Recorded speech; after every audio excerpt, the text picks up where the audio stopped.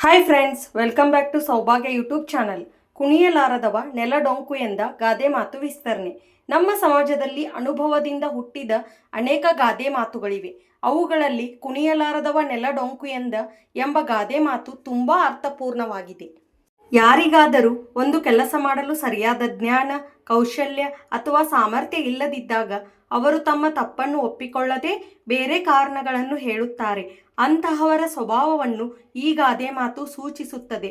ಕುಣಿಯಲು ಬಾರದವನು ತನ್ನ ಅಸಮರ್ಥತೆಯನ್ನು ಒಪ್ಪಿಕೊಳ್ಳದೆ ನೆಲ ಸಮತಟ್ಟಾಗಿಲ್ಲ, ನೆಲ ಡೊಂಕಾಗಿದೆ ಎಂದು ಕಾರಣ ಹೇಳುವಂತೆಯೇ ಕೆಲವರು ತಮ್ಮ ದೌರ್ಬಲ್ಯವನ್ನು ಮರೆಮಾಚಲು ಪರಿಸ್ಥಿತಿಯನ್ನು ದೂಷಿಸುತ್ತಾರೆ.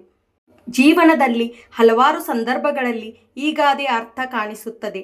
ಓದದೆ ಪರೀಕ್ಷೆಗೆ ಹೋದ ವಿದ್ಯಾರ್ಥಿ ಕಡಿಮೆ ಅಂಕ ಬಂದಾಗ ಪ್ರಶ್ನೆ ಪತ್ರಿಕೆ ತುಂಬ ಕಷ್ಟವಾಗಿತ್ತು ಎಂದು ಹೇಳುತ್ತಾನೆ.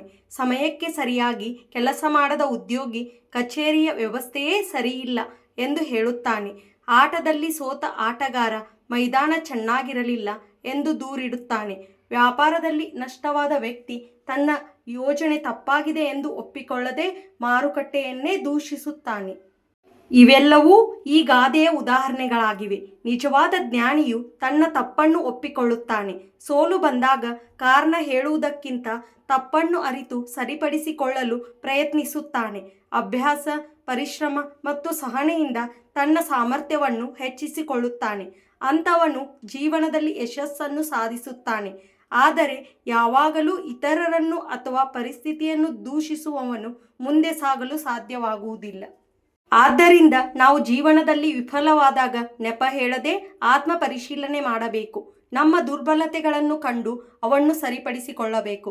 ಆಗ ಮಾತ್ರ ಪ್ರಗತಿ ಸಾಧ್ಯ. ಈ ಗಾದೆ ಮಾತು ನಮಗೆ ಹೊಣೆಗಾರಿಕೆ, ಪ್ರಾಮಾಣಿಕತೆ ಮತ್ತು ಆತ್ಮವಿಶ್ವಾಸದ ಪಾಠವನ್ನು ಕಲಿಸುತ್ತದೆ. ಹೀಗಾಗಿ ಕುಣಿಯಲಾರದವ ನೆಲಡೊಂಕು ಎಂಬ ಗಾದೆ ಮಾತು ಇಂದಿಗೂ ಸತ್ಯವಾದ ಜೀವನ ಪಾಠವಾಗಿದೆ. ಈ ವಿಡಿಯೋ ನಿಮಗೆ ಇಷ್ಟವಾದಲ್ಲಿ ಲೈಕ್ ಮಾಡಿ, ಶೇರ್ ಮಾಡಿ, ಸಬ್ಸ್ಕ್ರೈಬ್ ಮಾಡಿ. Thank you.